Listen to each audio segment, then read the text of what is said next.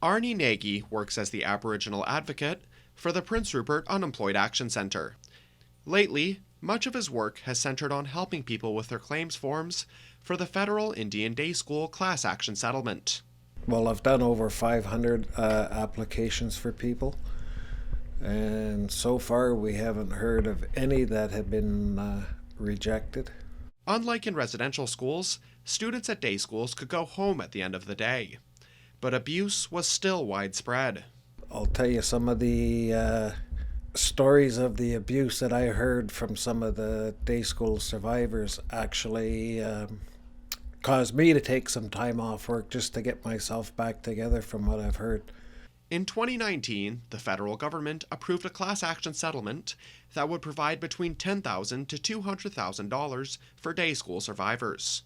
Nagy helps them navigate both the bureaucracy of it and the traumas they have to revisit. It's one thing for a lot of my clients to speak about it, but it's another thing to put it down on paper, and it becomes a very big obstacle for them to overcome.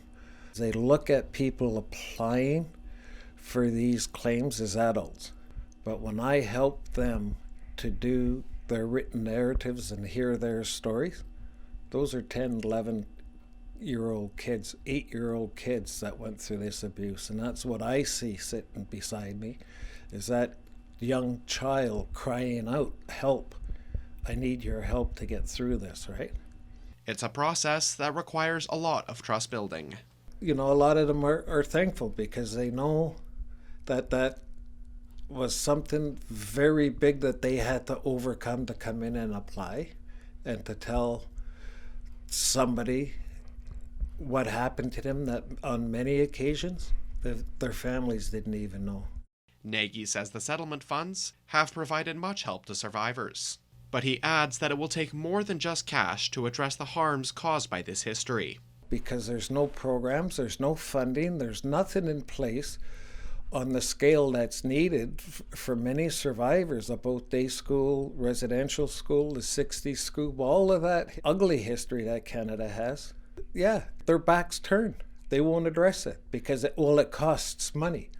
Well, many of the survivors are dying. They're killing themselves because they can't deal with the demons that were created by government policy.